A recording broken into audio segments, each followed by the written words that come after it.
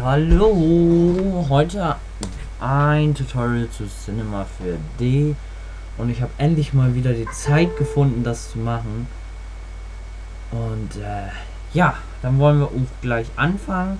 Wir gehen auf Cinema 4D. Ich will euch heute zeigen, wie ihr die Soundeffekte einbringt in bestimmte Objekte. Ihr könnt es natürlich in den Würfeln, in die Kugel, in den Kegel, in den Zylinder, in die Pyramide, in die Scheibe, in die Ebene, in den Polygon, in den Kapsel, den Öltank, den platonischen Körper, den Ring, den Relief. Ihr könnt auch eigene Figuren machen, die sich danach bewegen, aber wir machen es nur für den Würfel. Dann fangen wir auch gleich an. Als erstes brauchen wir den Boden. Tada, und schon ist er da. Als nächstes geht ihr auf Würfel. Ja, wir machen das jetzt einfach mal für den Würfel. Macht das mal so und bringt es in die gewünschte Form, wie es schön aussehen soll. Ne? Also schön schmal ist natürlich schon schön. Also finde ich jetzt persönlich. Ja, gut, dann ist das so. Ja, er bewegt sich noch nicht, wenn man die Animation abspielt und es passiert noch gar nichts, ist ja klar. Als nächstes geht ihr oben auf Klon. Ihr geht auf das Objekt, geht auf Modus Radial, auf die Ebene XZ, wählt den Radius auf bestimmte Meter und die Anzahl auf bestimmte Meter. Und es ist kein Klon da. Tada, wir haben was vergessen. Der Würfel, der muss noch in den Klon reingezogen werden. Und bevor wir das machen, drückt ihr auf den Würfel, geht an der Seite hier auf das Ding. Das bedeutet, ihr kriegt eine Textur, sodass ein Schachbrett daneben erscheint. Ein VTEC. Dann zieht ihr den Würfel, den Klon unter und schon könnt ihr sehen, was für einen Radius ihr habt, wie viele solcher Würfel. Und ja, das war's, glaube ich, auch schon mit dem Klon. Dann gehen wir auch sofort direkt weiter zu den Effektoren. Wir wollen natürlich einen Sound reinkriegen. Dafür gehen wir auf Sound. Ihr geht auf Effektoren und geht dann auf Sounddatei und sucht euch eine aus. Wichtig ist, dass es eine WAV-Datei ist. WAV-Datei. MP3-Dateien nimmt das nicht an. Ihr müsst die dann halt vorher eben schnell umkonvertieren. Und ja. Damit die sich nicht gleich bewegen, geht ihr auf Modus Schritt. Nun werdet ihr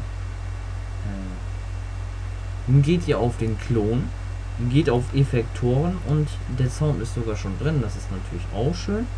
Zieht den Sound auf, ja gut, ein bisschen übertrieben jetzt, 200, arschklar. Und schon bewegen sie sich. Das ist doch schon mal gut. Sie bewegen sich, das ist gut. So. Als nächstes habt ihr gerade bestimmt mitgekriegt, ihr hört keinen Ton. Dann geht ihr auf diese Schaltfläche hier und schaltet den Ton an. Ich habe jetzt von Skrillex das Roughneck Intro genommen, das sich dann so anhört.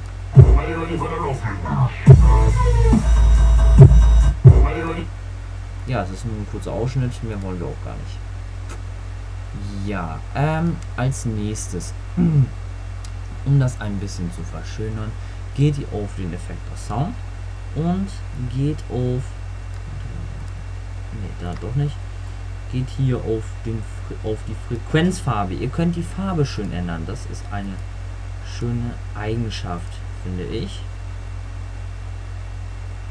Und ändert dann einfach mal hier die Farbe. Wie wäre es mit Pink oder Grün?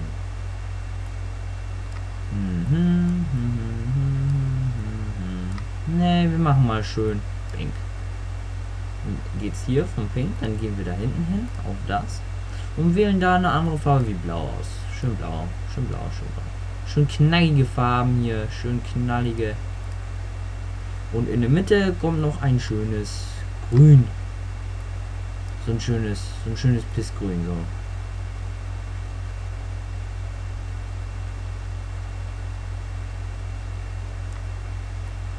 Das hier schon in der Mitte. Interpolation kann auch weich stehen bleiben und schon. Ach, jetzt mache ich es rückwärts. Nun sollte sich natürlich die Farbe beim Abspielen ändern. Jetzt rendern wir einmal. Tada. Sieht nicht sehr schön aus, deswegen gehen wir weiter. Zum Beispiel können wir da einen Text mit rein editieren. Zum Beispiel geht man dann hier auf Motext. Ihr wählt euren Text aus, euer Logo oder Wayne Train. Es interessiert mich nicht, was ihr für Sachen benutzt. Hauptsache ihr benutzt irgendwas, was da reinpasst. Selbst das würde mich nicht interessieren. So, ich habe da jetzt meinen Namen und wie ihr seht, der steht da ja einfach nur so drin. Ändern wir natürlich doch. Dafür geht ihr hier oben auf das. Hier und einmal schnell Ansicht. Wow, zu viel.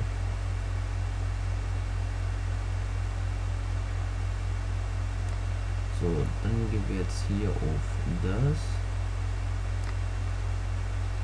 Zoomen etwas ran. So, ich will es natürlich schön gerade haben.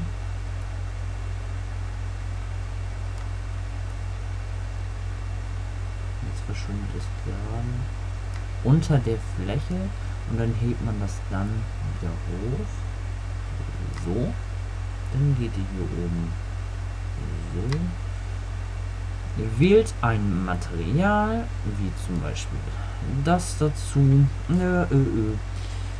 Macht die Farbe jetzt einfach. Ich mache die jetzt einfach mal grau. So aschklar und dann so mit leichte Spiegelung. Und dann machen wir ein bisschen hellere Spiegelung. Das kommt dann in den Text mit rein. Dann macht ihr noch ein neues Material. Das ist jetzt für den Boden, weil der doch sehr scheiße aussieht im Moment. Ich mache es auch wieder mit Spiegelung auf. Ja, so weißlich.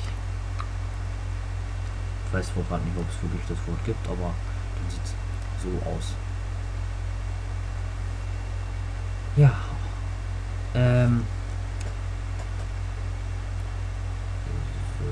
Das wäre das. Jetzt könnt ihr das natürlich noch beliebig hier ändern.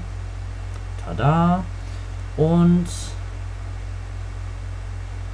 ja, das war's auch schon. Das ging ziemlich schnell. Aber ich merke gerade was.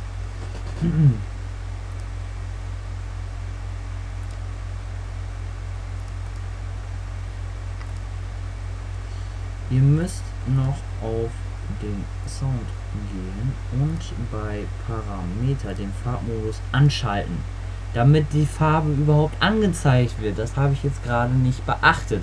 Sehr wichtig, nicht vergessen. Sonst klappt das mit den Farben nicht. Ja, das war auch schon wieder das nächste Tutorial vom Cinema 4D. Und ich zeige euch jetzt nochmal die Animation. Wir können jetzt noch die wir jetzt mal. Das sind da 200 Bilder. So,